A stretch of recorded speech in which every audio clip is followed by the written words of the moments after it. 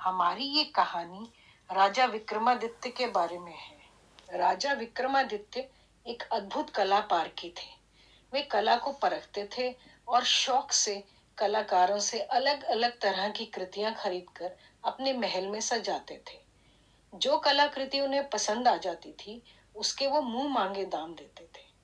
इसलिए तरह तरह के कारीगर अपनी कृतियां राजा के पास लाते थे। एक दिन उनके राज दरबार में एक बढ़ई एक सुंदर लकड़ी का घोड़ा लेकर आया। उसकी कारीगरी देखते ही बनती थी, एकदम जीवित मालूम होता था। काफी गौर से देखने के बाद ही पता चलता था कि वह लकड़ी का है। यह देखकर राजा ने बढ़ई से पूछा कि इस घोड़े की विशेषता क्या है।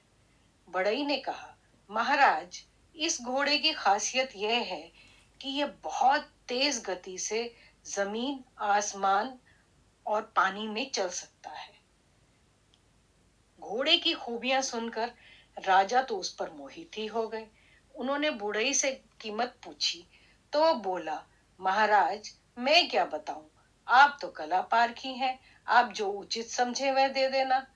राजा ने कोषाध्यक्ष को 1 लाख सोने की मुद्राएं देने का आदेश दिया और घोड़ा रख लिया। बढ़ई 1 लाख मुद्राएं लेकर खुशी खुशी वहां से चला गया। कुछ दिनों बाद राजा का मन शिकार पर जाने का हुआ। उन्होंने कुछ सैनिक साथ लिए और काठ के घोड़े पर सवार होकर चल दिए। वह घोड़ा पुर्जों को दबाने से चलता था।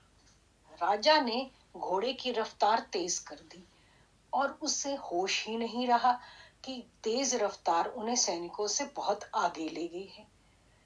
फिर राजा ने सोचा कि इस घोड़े को उड़ाकर देखा जाए। पुर्जों को दबाते ही घोड़ा आकाश में उड़ने लगा। वह इतनी तेजी से उड़ रहा था कि राजा को उसे संभालना ही मुश्किल हो गया। उन्होंने घोड़े को नीचे उतारने के लिए पुर्जे दबाए। घोड़ा तेजी से नीचे उतरने लगा। अचानक घोड़े का संतुलन बिगड़ गया और एक पेड़ से टकराकर चूर चूर हो गया।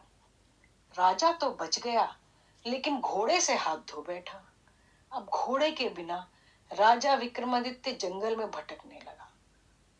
भूख और थकान से उनका बुरा हाल था। एक पेड़ पर चढ़ गए, सोचा फलों को खाकर ही अपनी भूख शांत कर ले। तभी एक बंदरिया उनके सामने कूदी और अपने हाव भाव से कुछ बताने की कोशिश करने लगी, लेकिन विक्रमादित्य को कुछ भी समझ में नहीं आया। उन्होंने फल खाकर अपनी भूख शांत की, फिर उस वृक्ष की उस मोटी सी शाखा पर सहारा लेकर आराम करने लगे। कुछ ही देर में उन्होंने देखा कि एक सन्यासी नीचे से गुजर रहा था।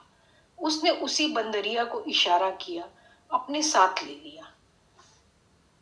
यह देखकर विक्रमादित्य चुपचाप दबे पांव नीचे उतरे और उनके पीछे पीछे हो लिए।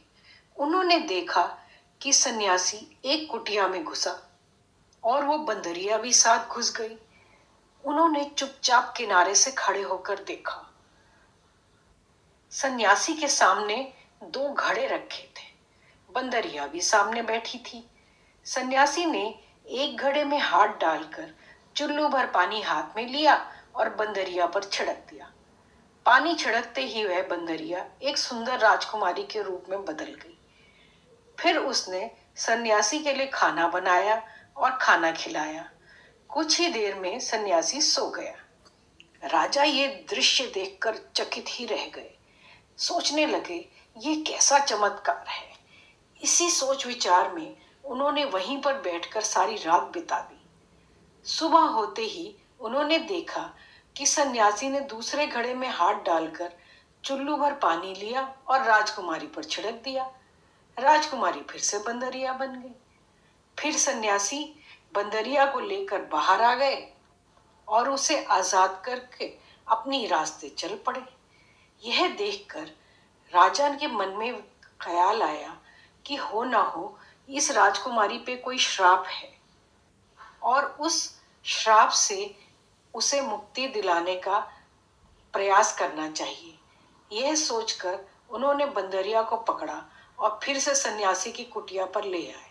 घड़े में से पानी निकालकर उस पर छिड़क दिया। बंदरिया फिर से राजकुमारी बन गई और हाथ जोड़कर बोली, मैं महान राजा विक्रमादित्य का स्वागत करती हूँ। यह सुनकर राजा बोले, तुम्हें कैसे पता चला कि मैं विक्रमादित्य हूँ? राजकुमारी बोली, राजन, मैं आपको पहले अपने बारे में बताती हूँ। मैं कामदेव की पुत्री हूँ। मेरा नाम कामिनी है। एक बार मैं वन में शिकार करने के लिए गई। मैंने एक हिरन का पीछा करते करते उस पर बाण चला दिया, पर वो बाण हिरन को न लगकर पास ही तपस्या कर रहे सन्यासी की बाजू में जा घुसा। सन्यासी ने गुस्से में आकर मुझे श्राप दे दिया कि मैं आधा समय बंदरिया बनकर और आधा समय एक तपस्वी की सेवा करके अपना जीवन बिताऊंगी। ये श्राप सुनकर मैं उनके सामने बहुत रोई, बहुत गिड़गिड़ाई और कहा कि यह सब अनजाने में हुआ। तो उन्होंने मुझ पर दया करके श्राप से मुक्ति का रास्ता बताया। उन्होंने कहा कि राजा विक्रमादित्य आएंगे, तुम्हें श्राप से मुक्ति दिलाएंगे और तुम्हें पत्नी के रूप में स्वीकारेंगे। लेकिन जब तक सन्यासी तुम्हें कोई उपहार नहीं देगा, तब तक मेरे श्राप से तुम्हें मुक्ति नहीं मिलेगी। इसीलिए मैं आपको देखते ही पहचान गई थी कि आप ही राजा विक्रमादित्य हैं और मुझे श्राप से मुक्ति दिलाने आए हैं।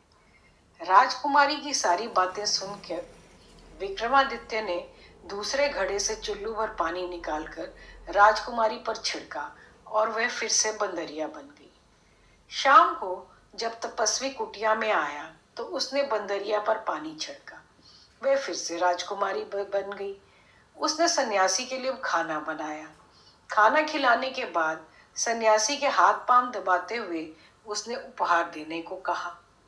सन्यासी ने हवा में हाथ लहराया और देखते ही देखते उसने एक सुंदर कमल का फूल राजकुमारी को देते हुए कहा, यह चमत्कारी फूल है। यह हमेशा खिला रहेगा और हर दिन तुम्हें एक रत्न देगा।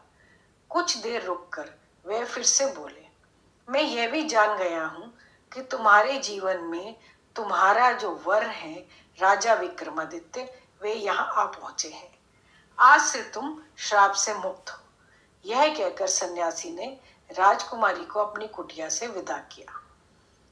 राजा ने जब राजकुमारी को हाथ में फूल लिए कुटिया से बाहर आते देखा तो वह पेड़ से नीचे उतर आए। राजकुमारी ने वह फूल राजा को दिया और सारा किस्सा सुनाया। राजा ये सुनकर बहुत खुश हुए कि राजकुमारी अब श्राप मुक्त हो चुकी है। इतने में राजा को ढूंढते हुए उनके सैनिक भी वहां पहुंच गए।